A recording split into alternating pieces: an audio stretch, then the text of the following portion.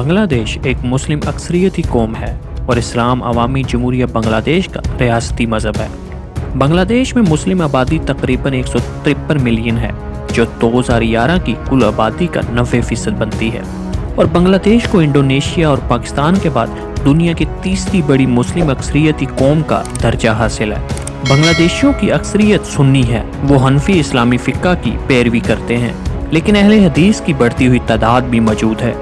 مذہب ہمیشہ ہی بنگلہ دیشی شناخت کا ایک مضبوط حصہ رہا ہے، لیکن مخصوص شناخت مختلف اوقات میں مختلف ہوتی ہے۔ بنگلہ دیش اگرچہ ایک ترقی پذیر ملک ہے، لیکن دنیا کے چند سیکولر مسلم اکثریتی ممالک میں سے ایک ہے۔ لیکن بنگلہ دیش کے ہمسایہ ممالک میں تو اکثریت ہندو اور بدھ مت کی ہے، تو پھر کیسے اس چھوٹے سے ملک میں اسلام پھیلا؟ بنگلہ دیش میں عرب ساحلی تجارتی راستوں کے ساتھ آباد کمیونٹیز میں اسلام تب سے ہی موجود تھا جب جزیرہ نما عرب میں اسلام تیزی سے پھیل رہا تھا اور زیادہ سے زیادہ لوگ اسلام قبول کر رہے تھے۔ سید شاہ ناصر الدین، جو اصل میں عراق سے تعلق رکھتے تھے لیکن اسلام پھیلانے کے لیے بنگلہ دیش آئے تھے، تاہم ابتدائی عرب مسلمانوں نے فتح سے قبل اس خطے میں تجارتی اور مذہبی روابط قائم کیے، بنیادی طور پر ساحلی علاقوں میں بطور تاجر اور چٹاگانگ کی بندرگاہوں کے ذریعے۔ اس خطے میں انڈس ڈیلٹا پر عرب جہازوں کی آمد و رفت مسلم حکمرانوں کا نتیجہ تھی۔ مسلمانوں کی سرگرمیوں کو بنگال کے ساحل سمیت جنوبی ایشیا کے پورے ساحل پر پھیلا دیا گیا۔ اس خطے میں مذہب اسلام بہت سے مختلف طریقوں سے داخل ہوا، مسلمان تاجر، ترک فتح اور مسلم صوفیاء کی تبلیغی سرگرمیوں سے۔ اس خطے میں موجود عرب تاجروں کی ایک توثیق عرب جغرافیوں کی تحریریں دریائے میگنا پر موجود ہیں، جو کہ خلیج بنگال کے سینڈوچ جزیرے کے قریب واقع ہے۔ اس ثبوت سے پتہ چلتا ہے کہ عرب تاجر ترک فتح سے بہت پہلے بنگال کے ساحل کے ساتھ پہنچ چکے تھے۔ عرب مصنفین سامرب سلطنت اور رومی سلطنت کی بادشاہت کے بارے میں بھی جانتے ہیں۔ بعد میں اس کی شناخت پالا سلطنت کی دھرمپال سلطنت سے ہوئی ہے۔ جنوبی ایشیا کی قدیم ترین مسجد ممکنہ طور پر للمونیرت میں ہے، جو کہ حضور صلی اللہ علیہ وسلم کی زندگی کے دوران یا اس کے عین بعد میں تعمیر ہوئی تھی۔ 8ویں اور 12ویں صدی کے درمیان بدھ مت خاندان، جسے پالا سلطنت کہا جاتا ہے، انہوں نے بنگال پر حکمرانی کی۔ اس وقت کے دوران بنگال میں آبادی کی اکثریت بدھ مت کے ماننے والے تھے۔ پالا خاندان کے خاتمے کے بعد سینا خاندان اقتدار میں آیا اور 13ویں صدی میں محمد بن بختیار خلجی کے دور میں بڑے پیمانے پر اسلام قبول کرنا شروع ہوا اور پھر سینکڑوں سال تک جاری رہا، اور یہ تبدیلی عام طور پر کسی ایک فرد کی بجائے اجتماعی طور پر تھی۔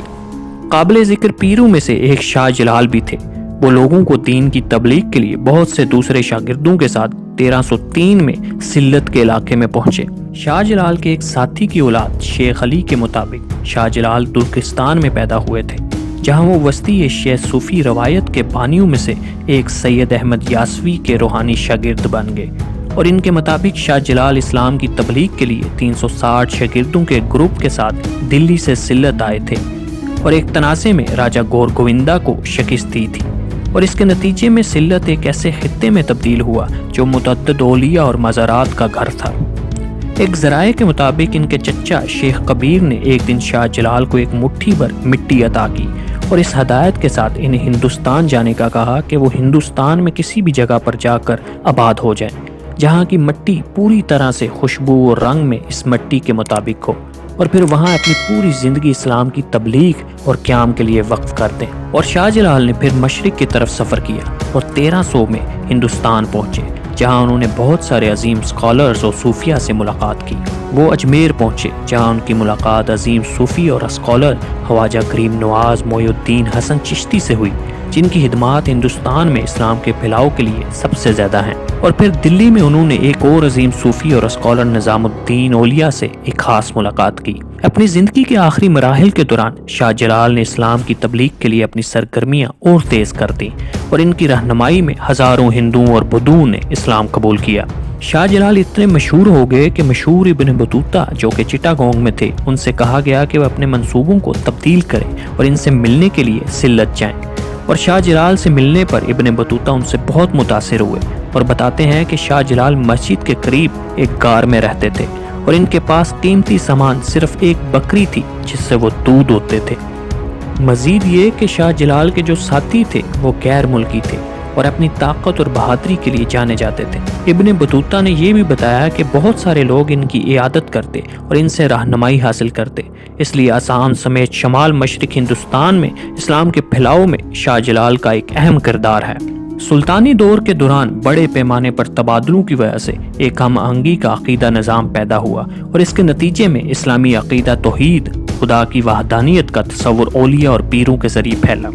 ایک اندازے کے مطابق تقریباً 20% بنگلہ دیشی مسلمان خود کو ایک صوفی حکم سے پہچانتے ہیں، جن میں تقریباً نصف چشتی حکم کی پاسداری کرتے ہیں۔ عہد سلطنت کے دوران بہت سارے ہم آہنگی کے صوفیہ کا ظہور ہوا اور خانقاہیں اور درگاہیں تشکیل دی گئیں جو مقامی برادریوں کے حسابی مرکز کے طور پر کام کرتی تھی۔ صوفیانہ کہلانے والی اسلامی تصوف کی روایت اسلام میں بہت پہلے ابتدائی طور پر سامنے آئی تھی اور بنیادی طور پر ایک عوامی تحریک بن گئی تھی جو اللہ کی محبت کے سبب عبادت پر زور دیتی ہے، اور ایک صوفی کا مقصد محبت سے خدا کے ساتھ روحانی اتحاد حاصل کرنا ہے۔ صوفی روایت کا ایک اہم اعتقاد یہ ہے کہ اوسطاً مومن اپنی حقیقت کی جستجو میں روحانی رہنماؤں کا استعمال کر سکتا ہے، اور صدیوں سے متعدد ہنرمند عالم اور متعدد شعراء صوفی نظریات سے بہت متاثر ہیں،